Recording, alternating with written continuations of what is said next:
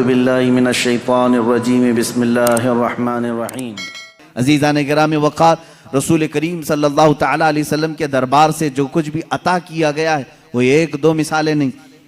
حافظ الحدیث ہیں ابو حفص سمرقندی رحمہ اللہ، ایک مشہور عالم دین ہے۔ انہوں نے اپنی کتاب میں لکھا ہے کہ مکہ مکرمہ میں ایک شخص کے ساتھ ایسا معاملہ پیش آیا کہ اس شخص کے والد کا انتقال ہوا، والد کا، باپ کا انتقال ہوا، لیکن باپ کا جیسے انتقال ہوا اچانک اس کے گھر میں معاملہ یہ ہوا کہ اس کے باپ کا چہرہ بگڑ گیا تھا، جانور کی طرح ہو گیا تھا۔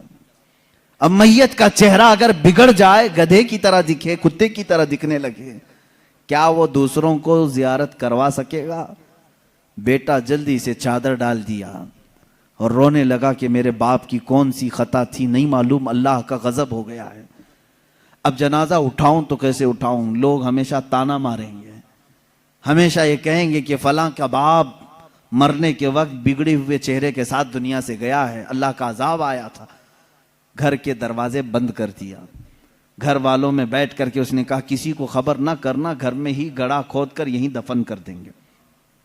روتے ہوئے چادر ڈال کر بیٹھا ہے۔ وہ بیٹا بڑا غمگین تھا۔ تھوڑی دیر کے بعد گھر کے پیچھے والے دروازے کا کواڑ کھلتا ہے، ایک بزرگ گھر کے اندر آتے ہیں، ان کے چہرے پر چادر ہے۔ وہ سیدھے چلتے چلتے اس مرے ہوئے آدمی کے پاس آئے، چادر ان کے سر سے ہٹائی، اپنا ہاتھ اس کے چہرے پر پھیرا، پھر چادر ڈال دی اور اس بیٹے کے پاس آئے۔ پوچھا کہ کیا بات ہے، کیوں غم کر رہا ہے، کیوں رو رہا ہے؟ کہا آپ کون ہیں، کہاں سے آئے؟ میں تو نہیں جانتا، لیکن بات تو یہ ہے کہ میرے باپ انتقال کر گئے، ان کا چہرہ بگڑ گیا ہے، میں اسی غم میں رو رہا ہوں، اور آپ خدا کے واسطے کسی کو نہ بتائیں۔ آنے والے بزرگ نے کہا جا دیکھ تیرے باپ کا چہرہ تو سلامت ہے۔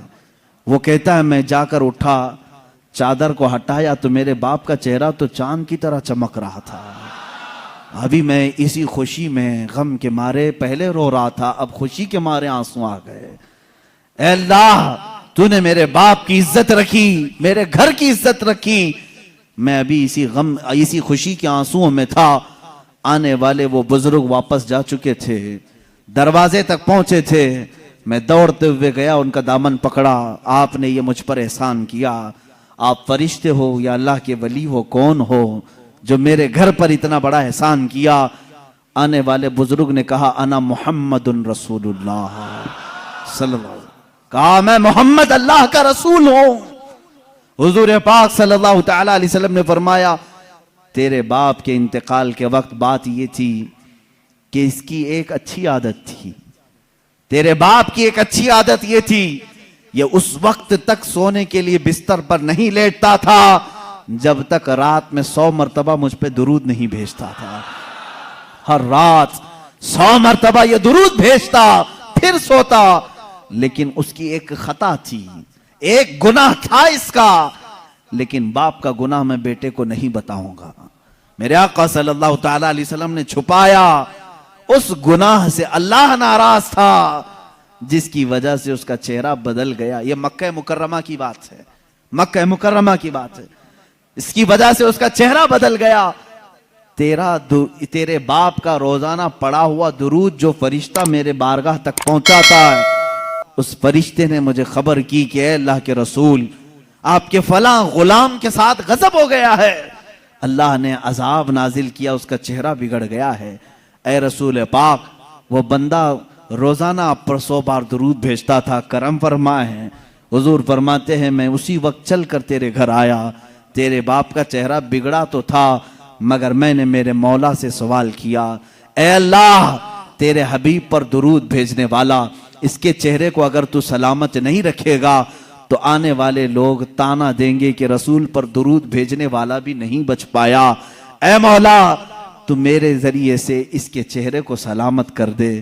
اللہ نے میری دعا قبول کی، میں نے اس کے چہرے پر ہاتھ رکھا، اللہ نے تیرے باپ کے چہرے کو چمکتے چاند کی طرح کر دیا۔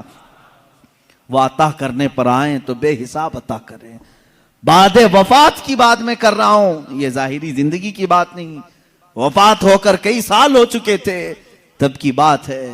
اسی لیے تو ہم عاشقوں کا یہ کہنا ہے، یا رسول اللہ سنا ہے آپ ہر عاشق کے گھر تشریف لاتے ہیں، میرے گھر میں بھی ہو جائے چراغاں یا رسول اللہ، میرے دل میں بھی ہو جائے چراغاں یا رسول اللہ، میرے آقا آؤ کہ مدت ہوئی ہے تیری راہ میں آنکھیاں بچھاتے بچھاتے، بڑے دن ہوئے ہیں میرے آقا گھر کو سجاتے ویڈیو سجاتے۔ کو لائک کر کے شیئر ضرور کر دینا۔